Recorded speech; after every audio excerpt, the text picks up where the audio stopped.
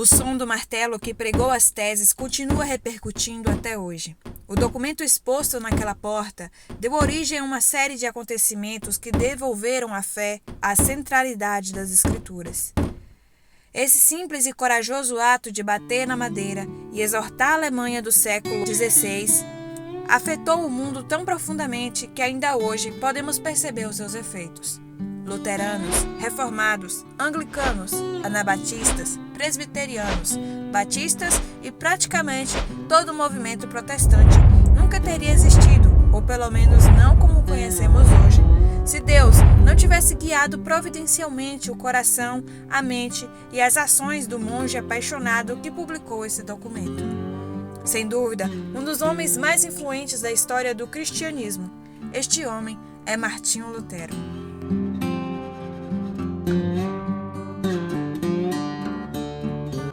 Para saber mais sobre esse homem, devemos viajar no tempo até o século XV. Martinho Lutero nasceu em 10 de novembro de 1483, na cidade de Eisleben, na província da Saxônia. Mas ele morou lá logo após o seu nascimento, quando os Luthers se mudaram para um lugar chamado Mansfield, a cerca de 16 quilômetros de distância. Hans, o pai de Lutero, era dono de um negócio de refino de cobre muito próspero, o que os manteve em boa posição social durante a sua estada naquela cidade. Muito pouco se sabe sobre a infância de Lutero, e os detalhes que conhecemos chegaram até nós através de histórias tingidas do romantismo nostálgico típico da velhice do reformador. Seus estudos começaram formalmente em 1488. Em 1497, quando tinha cerca de 14 anos, Lutero foi enviado para uma cidade próxima chamada Magdeburg para frequentar uma escola religiosa dirigida pelos Irmãos da Vila Comum, uma ordem monástica com profunda ênfase na piedade pessoal. Em 1501, já com 18 anos, matriculou-se na Universidade de Erfurt, uma das instituições mais influentes da Alemanha. Lá ele começou a cursar a graduação em artes e se formou no ano seguinte. Imediatamente depois, iniciou seus estudos de mestrado e os concluiu em questão de 3 anos. Durante esse período de sua vida, Lutero esteve profundamente exposto à escolástica, o que o levou a reconhecer Aristóteles e Guilherme de Ockham como seus professores de estudo algum tempo depois. Ao formar-se na Faculdade de Letras, Lutero teve a oportunidade de escolher entre 3 disciplinas superiores essenciais: direito, medicina ou teologia. No entanto, o pai de Lutero, Hans, pressionou-o para se tornar advogado, e Lutero, obediente a ele, começou a estudar direito. Mas em menos de 6 semanas, abandonou os estudos e ingressou na ordem mendicante dos eremitas de Santo Agostinho em Erfurt. Quais foram as razões para essa mudança abrupta? Segundo o próprio Lutero, tudo mudou perto de uma cidade chamada Stortnen, onde ele sofreu uma tempestade tão violenta que sentiu um pânico terrível. O terror que sentiu naquele momento foi tal que jurou a Deus, talvez impulsivamente, que se conseguisse sair vivo da tempestade, imerso em trovões, se tornaria monge. Era comum que, se uma pessoa jurasse fazer algo sob algum tipo de coação, ela tinha o direito de se arrepender. Porém, esse não foi o caso de Lutero. O fato de ele ter procurado cumprir sua promessa imediatamente e de nunca ter mencionado a ninguém o que havia vivido, até já ser monge, indicava que a tempestade não foi o que levou a fazer uma loucura, mas foi um catalisador de um desejo muito mais profundo. Embora a decisão de Lutero de ingressar na Ordem de Santo Agostinho tenha sido peculiar para a maioria, foi ainda mais peculiar para o seu pai, que ficou zangado com ele por abandonar impulsivamente uma carreira prestigiosa e lucrativa como o direito e de se tornar monge. Lutero explicou ao seu pai que ele havia sido assediado pelo terror e pela agonia da morte súbita, mas seu pai apenas disse que isso não se torne uma ilusão e um engano. Quando tinha apenas 21 anos, Lutero fez sua confissão geral e foi aceito na comunidade como noviço. A partir daí, passou a viver num quarto frio, pequeno e sem aquecimento, onde só tinha uma cama, uma mesa e uma cadeira. Um ano depois de entrar no mosteiro, Lutero foi admitido no clero e começou a treinar com o objetivo de ser ordenado sacerdote. 6 meses depois, em maio de 1507, celebrou sua primeira missa. Apesar de suas muitas conquistas e de seu rápido avanço, havia algo no coração de Lutero que o impedia de se contentar com sua vida como monge rotineiro e anônimo. No entanto, ele continuou com sua vida sacerdotal e satisfez aquele estranho sentimento em seu coração, crescendo em conhecimento. Ainda no mosteiro, começou a estudar teologia e apenas um ano depois já havia preenchido os requisitos não só para o curso de graduação em Bíblia, mas também para o seu próprio curso teológico chamado Sententiarius, que o qualificou para lecionar os 4 livros de oração de Pedro Lombardo, o livro teológico padrão da época.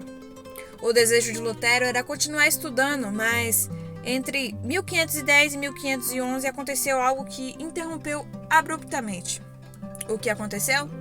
Lutero havia sido designado para ir a Roma em viagem diplomática.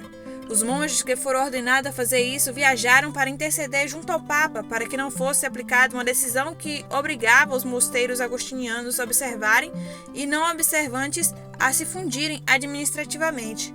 Porém, a missão foi infrutífera, pois o Papa já havia tomado uma decisão. A nível pessoal, e segundo o testemunho do próprio Lutero, a visita à cidade de Roma, centro do cristianismo ocidental, causou-lhe uma impressão profundamente negativa. Percebeu que neste lugar que ansiava visitar e que o enchia de expectativa, reinava a falta de espiritualidade e a decadência moral. Pouco depois de retornar a Wittenberg, Lutero recebeu seu doutorado e assim teve a oportunidade de assumir o cargo de professor. Embora ainda não esteja claro quais palestras específicas ele ministrou, sabe-se que ministrou vários cursos sobre livros bíblicos, 2 cursos sobre o livro de Salmos e um sobre Romanos, Gálatas e Hebreus. Há testemunhos de algumas pessoas que foram seus alunos nesse período e que o descreveram como um professor direto, afável e claro.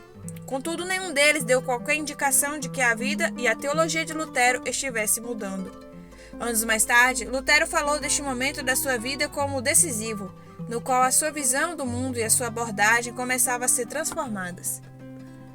Até aquele momento, Lutero não era conhecido fora dos ambientes acadêmicos em que havia transitado, mas com o passar dos anos e principalmente no final de 1517, seu sobrenome começou a se popularizar na Alemanha. Por quê? Sua indignação com as ações de um frade dominicano chamado Johann Tetzel, que vendia indulgências para perdão de pecados na Alemanha, o levou a se tornar conhecido. Lutero, irritado com a venda desses documentos que ofereciam um suposto perdão dos pecados, elaborou uma série de propostas para desencadear um debate acadêmico na Universidade de Wittenberg. A proposta consistia em 95 teses, que seriam enviadas a Alberto Brandenburgo, superior de Frei Tetzel, juntamente com uma carta pedindo-lhe que esclarecesse diretamente com Roma se a prática de vida de indulgências estava de acordo com os ensinamentos da Igreja. Enquanto a comunidade acadêmica alemã esperava que a Igreja se manifestasse oficialmente, as 95 teses não pararam de circular. Mas ao contrário do que muitos pensavam e pensam hoje, as teses eram respeitosas e o tom de subordinação à Igreja e ao Papa era evidente. Além disso, seu objetivo investigativo era claro. Mais do que teses doutrinárias, esses postulados buscavam investigar. Eles tinham abordagens reformadas que eram evidentes nas declarações frequentes de Lutero, tais como: os cristãos devem ser ensinados que, juntamente com algumas perguntas muito provocativas.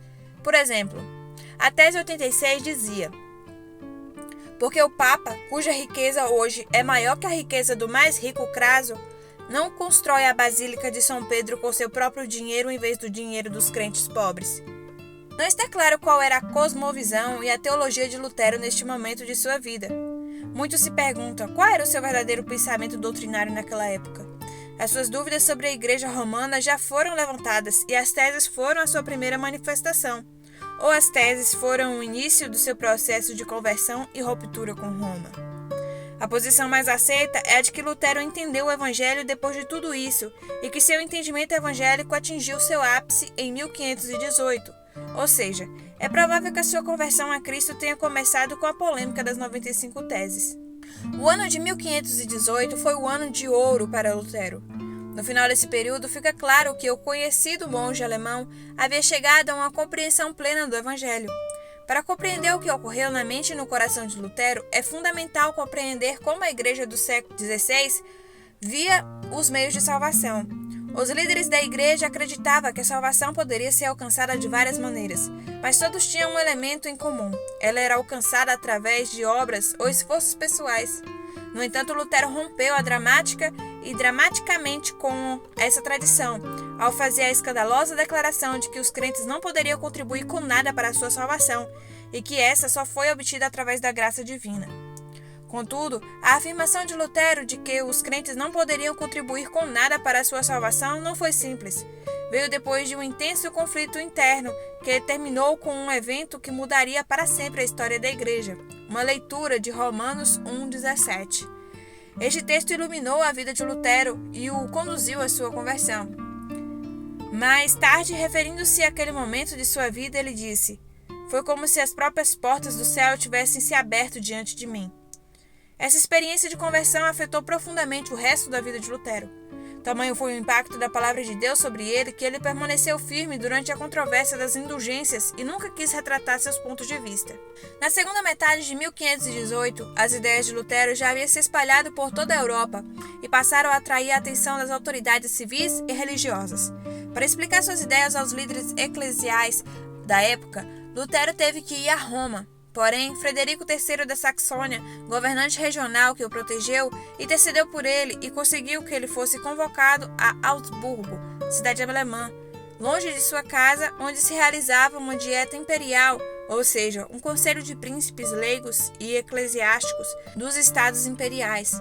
Frederico III estava interessado em que a controvérsia fosse resolvida de uma forma que fosse justa para todos, mas para Roma e para o imperador Carlos V, eles estavam interessados em obter o favor de Frederico porque ele teria o poder de votar a favor ou contra o novo sacro imperador romano. Nesse caso, a política providencialmente jogou a favor do avanço das ideias da reforma. Embora Lutero tivesse se beneficiado da política da época, ele não sabia o que o esperava em Augsburgo. Seu antagonista na dieta imperial era um cardeal considerado um dos homens mais inteligentes de todo o clero romano. Seu nome era Tomás Caetano, e ele já havia sido designado para debater com Lutero. Então ele habilmente reservou um tempo para se preparar muito bem para a pergunta. Caetano optou por atacar Lutero, apresentando uma defesa das ações das autoridades romanas, argumentando que a igreja estava habilitada a distribuir na forma de indulgências o que ele chamou de tesouro infinito de méritos que Cristo havia comprado na cruz. Ao que Lutero respondeu defendendo a sua ideia principal de que a fé era indispensável para a justificação. Após 3 dias de discussão, Caetano revelou a intenção de Roma. Queriam que Lutero retratasse todos os seus postulados.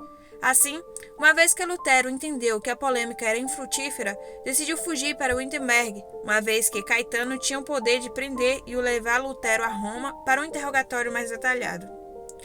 Um mês depois, o Papa Leão X emitiu uma bula ou documento oficial que defendia a doutrina das indulgências e dava à Igreja o poder de absolver os fiéis dos seus pecados. Como resultado, as opiniões de Lutero foram declaradas em contradição com o que a Igreja ensinava.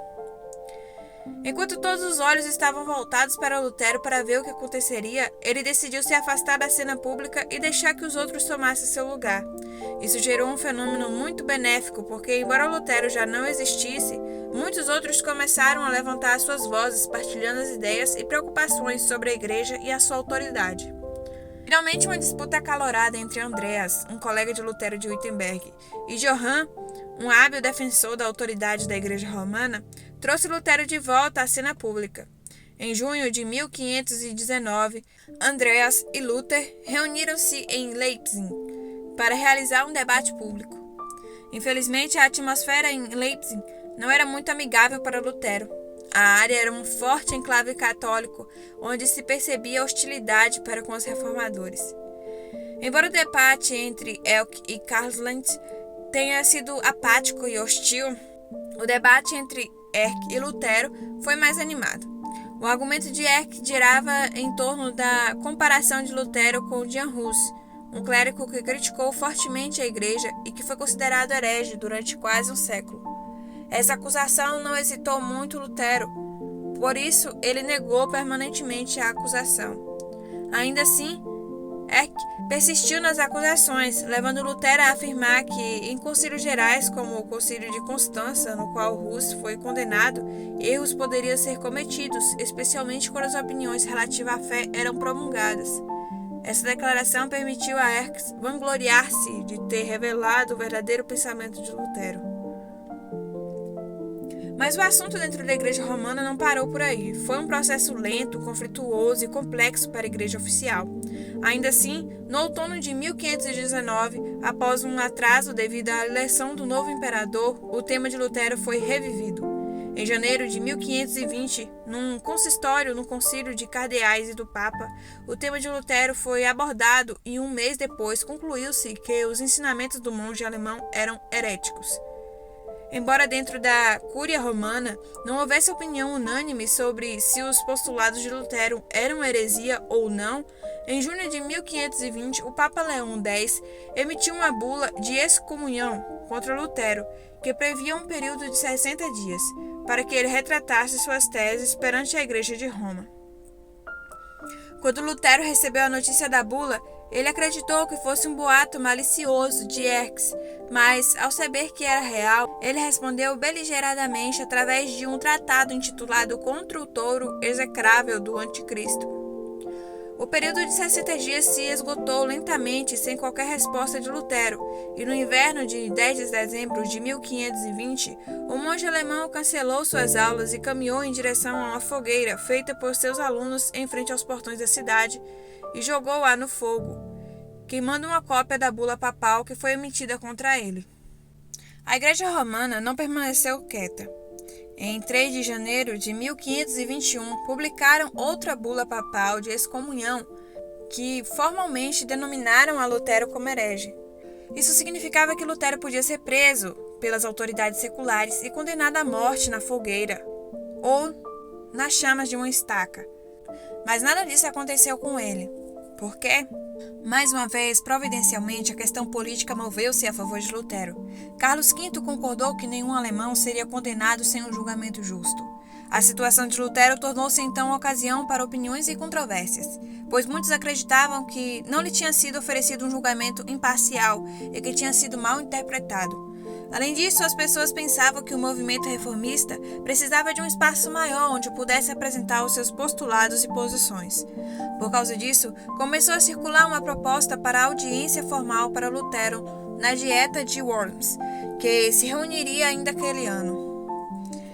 De qualquer forma, dar espaço a um herege era inconcebível para muitos. Os principais oponentes dessa ideia foram Girolamo Aleandro e o próprio imperador Carlos V, mas a opinião geral era que Lutero merecia um julgamento equilibrado. Por causa dessa controvérsia, a igreja não teve escolha senão aceitar Lutero na audiência de Worms. Depois de muita agitação em torno do caso, o imperador enviou um convite formal a Lutero em março de 1521 para comparecer em Worms. O círculo de opções começou a fechar-se e a situação para ambos os lados só podia inclinar-se para um dos dois lados. Ou Lutero se retratou e o assunto permaneceu lá, ou ele manteve seus pontos de vista e resistiu todas as acusações contra ele. Quando chegou o dia e ele estava lá na Dieta de Worms, Lutero só foi questionado sobre duas perguntas: se ele poderia reconhecer os livros que lhe foram mostrados como seus e se ele estava disposto a repudiá-los, isso é, a retratar o que ele havia dito e que havia escrito lá. Ele rapidamente reconheceu os livros como seus, mas pediu tempo para responder a segunda pergunta. Na sessão do dia seguinte, Lutero reconheceu que havia escrito os livros e que, embora reconhecesse que não havia usado a linguagem adequada neles, não podia retratar o que havia escrito. A única janela que lhe restou foi ser convencido através das escrituras ou da razão de que estava errado sobre os seus escritos, uma vez que a sua consciência, segundo o próprio Lutero, estava cativa da palavra de Deus. As discussões continuaram em meio a intenso debate para tentar persuadir Lutero a se retratar, mas quando a situação estagnou e nem Lutero e nem as autoridades romanas acreditaram que o assunto iria progredir, o reformador desapareceu. 9 dias após a sua chegada a Worms, o seu paradeiro já não era conhecido. A situação então era clara. Lutero, estando ausente, seria julgado como herege. Mas o imperador não teve muitas chances, pois precisava do apoio dos estados alemães que temiam que a situação resultasse em uma rebelião popular. Foi apenas um mês depois que Carlos V obteve um apoio mínimo que lhe permitiu emitir um edito contra Lutero. O edito forçado, com o qual vários estados alemães não concordaram, foi promulgado e declarou que Lutero e seus seguidores fugitivos. Além disso, todos os escritos do reformador foram queimados. Mas onde estava Lutero? Ele foi capturado? Seus inimigos o assassinaram? O pintor Albert Dürer escreveu em seu diário no dia 17 de maio. Ele ainda está vivo? Eles poderiam tê-lo assassinado? Se o mataram, ele sucumbiu à morte pela verdade cristã? Ó Deus, dá-nos novamente um homem como este que, inspirado pelo teu Espírito, reúne os restos da Santa Igreja. A incerteza reinou por alguns meses.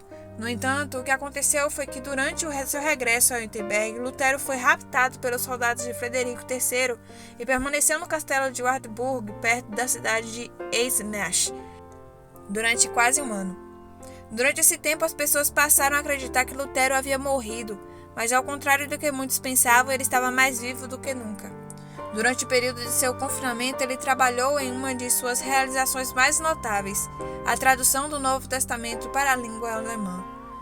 Enquanto Lutero permaneceu escondido trabalhando na sua tradução, as autoridades católicas continuaram a tentar fazer cumprir o Edito de Worms, mas as suas ações revelaram-se infrutíferas.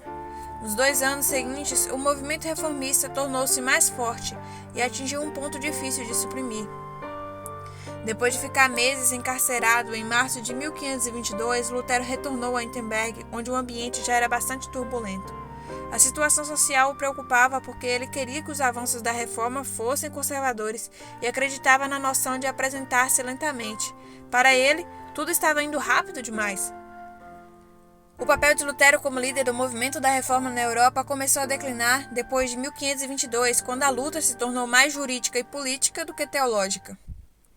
Assim, a partir de 1523, outros teólogos, incluindo Thomas Müntzer, Ulrich Zwingli e Martin Bucer, começaram a emergir como figuras de reformas cada vez mais sólidas.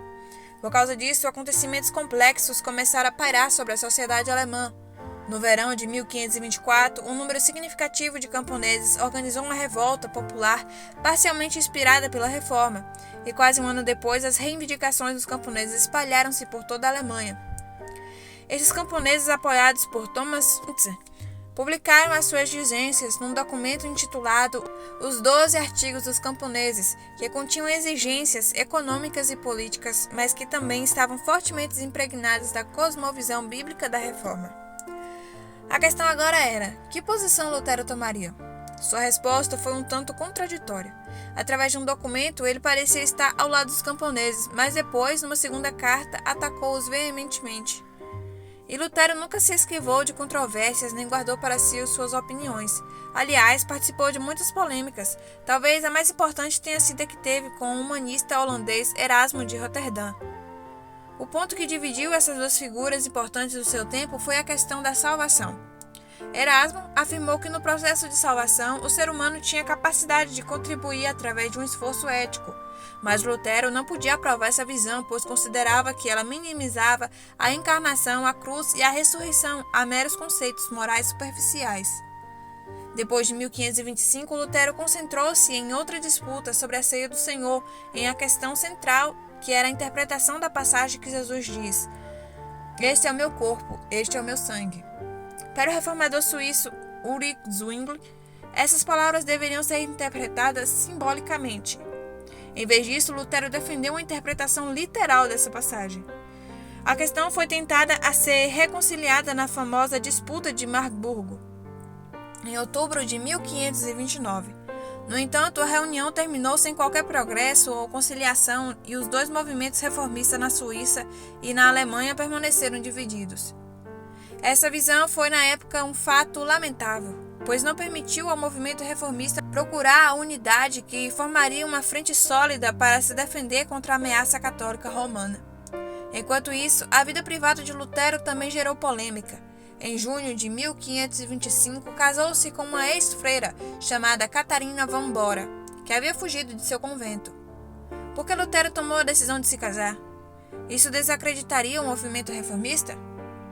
As razões pelas quais Lutero decidiu se casar com Catarina poderiam ter sido diversas, embora seja provável que o sentido de responsabilidade para com esta mulher que fugiu, em grande parte devido à influência da Reforma, tenha colocado um fardo sobre ele.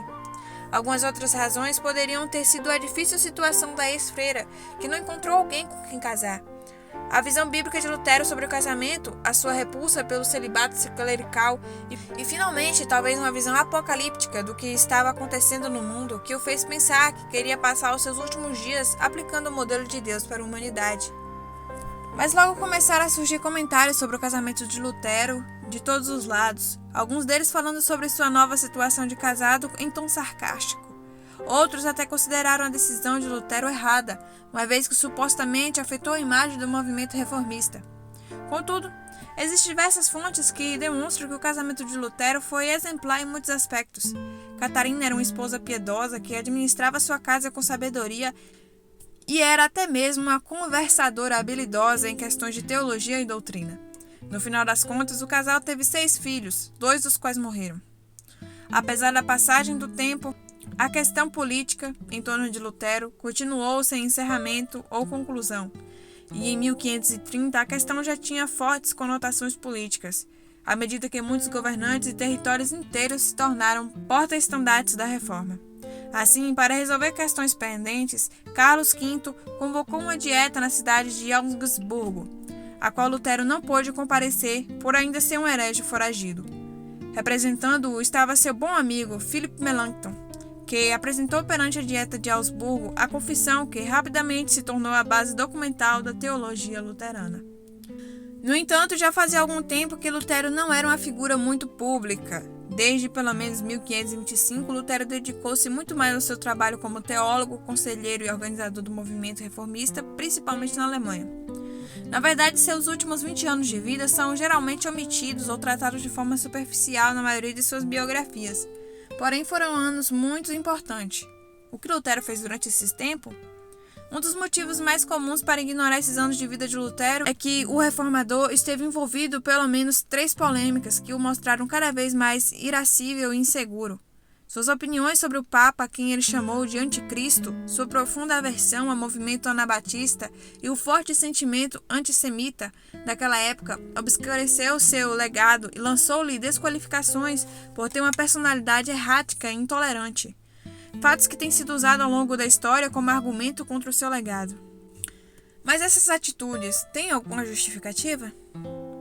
Vale ressaltar que, em seus últimos anos, Lutero começou a sofrer muitas dores crônicas, uma forte expectativa de um fim iminente dos tempos e talvez uma certa frustração com o avanço do movimento reformista, o que poderia em parte justificar suas atitudes. A partir de 1530, Lutero também teve que lidar com vários problemas de saúde que sempre atribuiu aos seus anos no mosteiro, pedras nos rins e doenças cardíacas. Apesar disso, ele continuou seu trabalho acadêmico e de pregação na igreja local e no que havia sido o mosteiro agustiniano. Nessa época, e com frequência cada vez maior, seus escritos começaram a fazer alusões à morte. Em 1543, ele escreveu a um amigo: "Desejo que me seja dada uma boa hora em que possa avançar em direção a Deus. Já estou farto, estou cansado, eu me tornei nada. Reze fervorosamente por mim para que o Senhor leve a minha alma em paz." Em fevereiro de 1546, Lutero viajou para Eisleben, a mesma cidade onde nasceu, para mediar uma disputa entre 2 nobres, os condes Albrecht e Gebhard de Mansfield. Dessa vez, Lutero conseguiu absolver a disputa com sucesso e avisou sua esposa por carta. Porém, um dia depois, em 18 de fevereiro de 1546, a morte chegou a Lutero na mesma cidade em que nasceu.